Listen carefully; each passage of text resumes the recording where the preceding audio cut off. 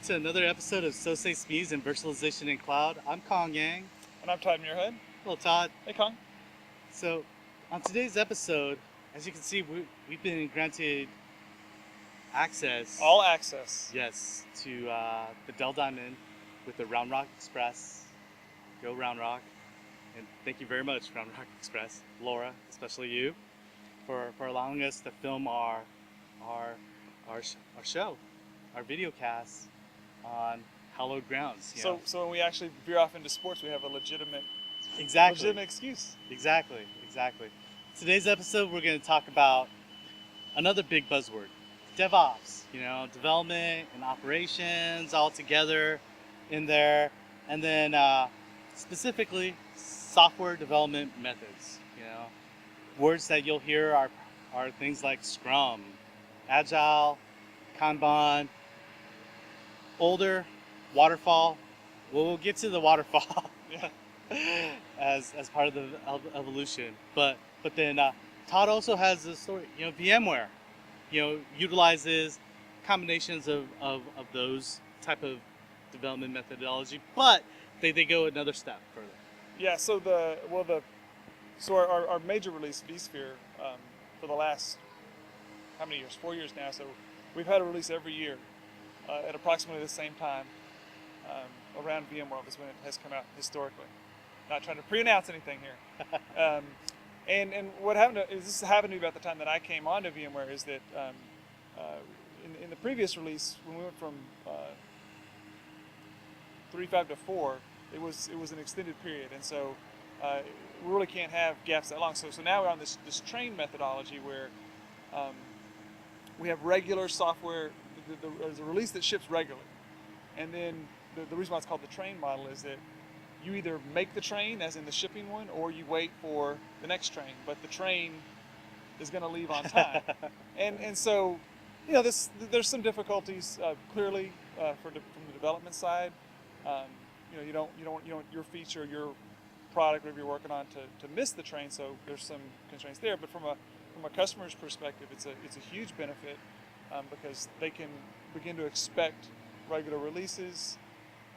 It's also good that we're revving the software at a regular pace, so we're able to get new features out in a relatively quick time frame.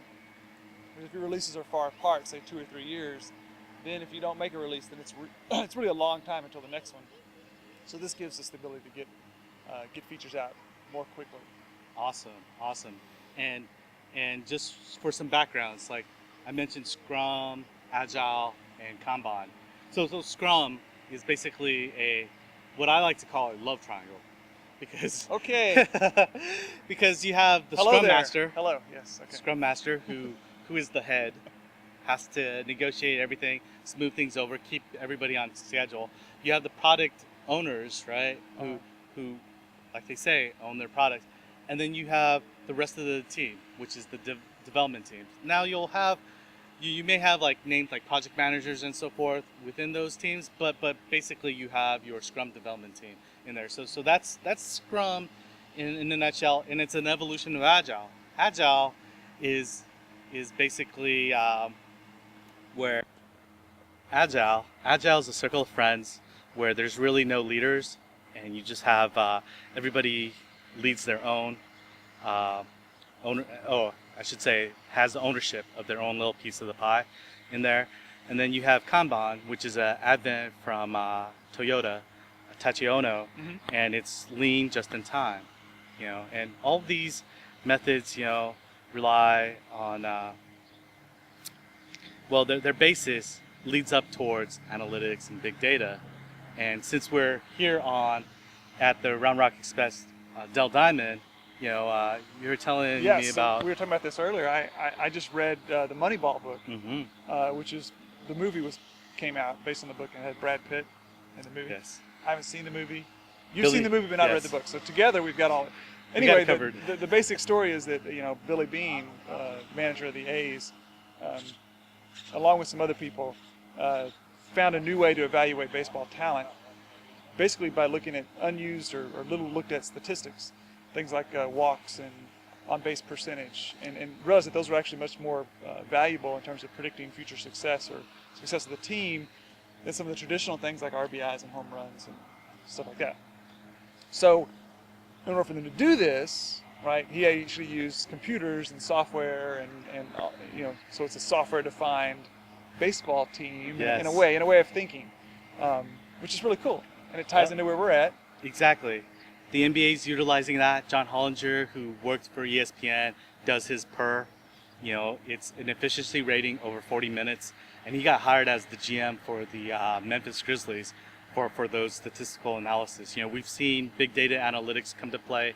Nate Silver with the presidential elections, doing his predictions and things like that. So I think big data and analytics, it's not going away.